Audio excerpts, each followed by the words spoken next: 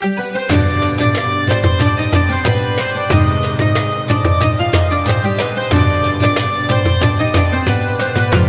yang mau bertanya? Silakan umum sekarang. Bang Dery mau nanya?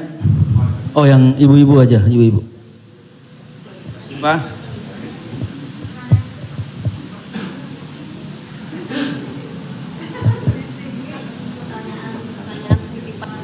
Jadi Ustadz, mohon maaf Ustadz, tadi di garis bawahin lagi. Jadi artinya leasingnya yang nggak boleh ya Ustadz. Misalnya kita beli kepada dealer mobil, kita bercicil kepada yang punya dealernya boleh. Tapi kalau kita minta dari kayak sekarang banyak perusahaan-perusahaan leasing itu yang tidak boleh. Maksudnya itu Ustadz. Ketika saya mau beli mobil, saya tidak punya uang cash, Iya. maka kata si dealer, Iya. kami akan arahkan Bapak ke penyedia keuangan. Ya. Maka sebenarnya saat itu saya membeli mobil itu cash sebenarnya. Karena dealer tidak mau dia barang ini tidak cash. Jadi kemudian yang saya cicil setiap bulan itu adalah bukan mobilnya tapi uangnya. Maka saya terjebak pada Riba. rentenir, riba, bahasa kerennya leasing segala macam.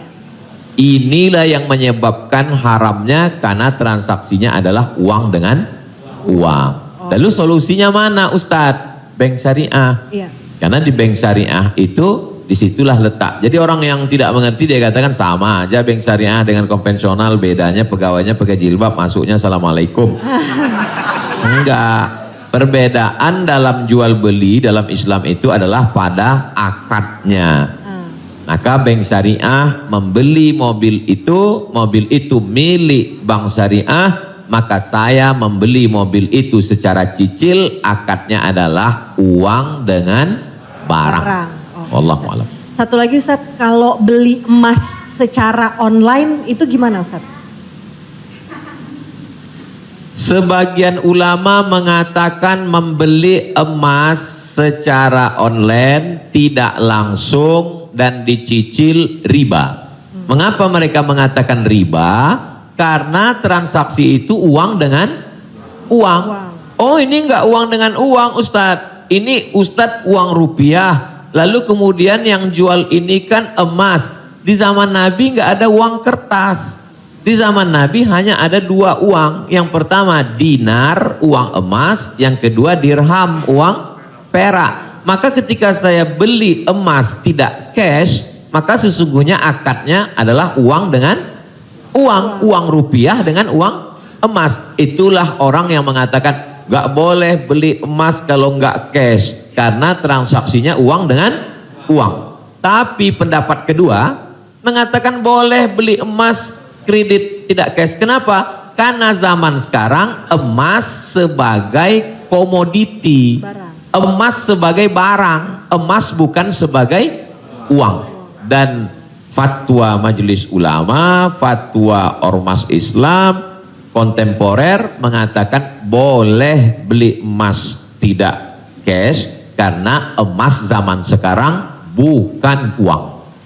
Emas sekarang adalah barang. Jadi sama dengan kalau saya beli mobil boleh kredit, maka beli gelang juga boleh karena bukan uang dengan uang. Di situ letak sebab boleh tidak bolehnya.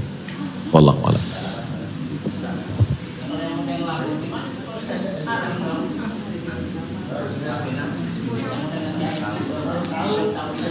Yang sudah banyak-banyak taubat nasuha, sholat sunat, istighfar.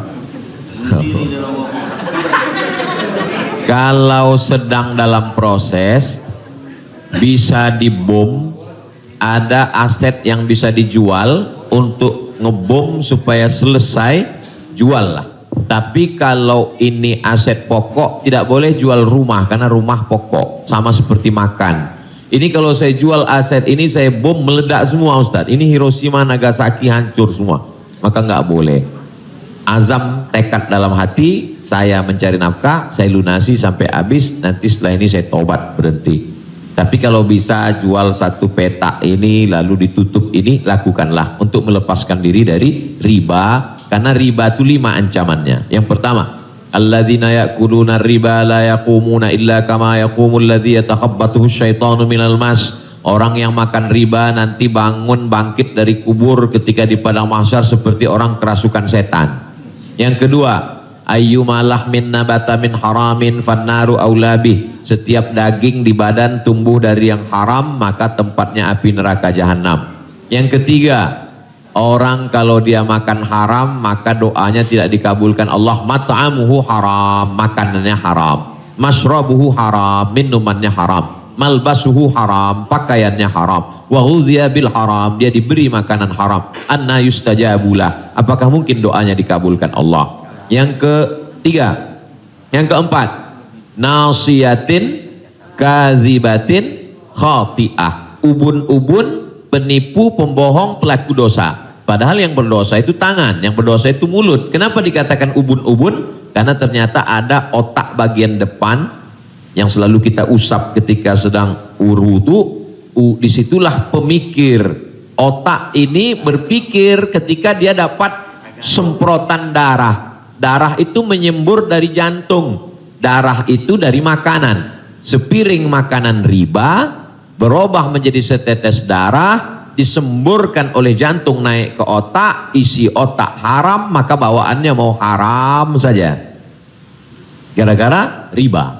Heran saya ini Pak Ustadz, kenapa pikiran saya ini mau haram saja? Sebabnya gara-gara makan riba. Yang terakhir, yang kelima adalah tidak ada keberkahan. Hidup ini yang kita cari berkahnya. Makanya ketika anak lahir yang didoakan berkah. Barakallahu laka fil mauhub. Ketika orang menikah yang didoakan berkah. Barakallahu lakuma wa baraka alaikuma. Ketika ketemu yang didoakan berkah. Assalamualaikum warahmatullahi wabarakatuh. Ketika makan yang diminta berkah, Allahumma barik lana. Wallahu a'lam.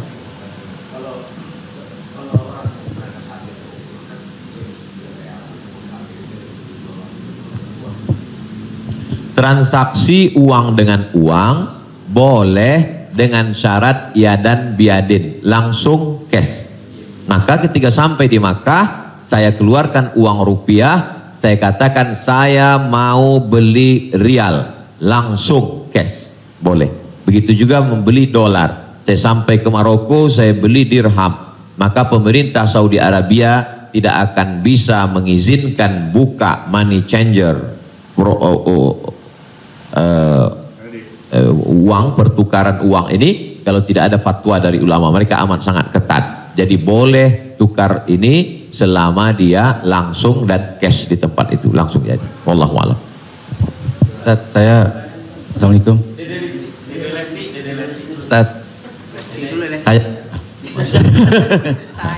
saya mau nanya Ustaz, berkaitan dengan kredit tadi, ada juga selain kredit namanya gadai Ustaz. Gadai, tahu gadai Ustaz ya? Kalau nggak tahu saya jelasin.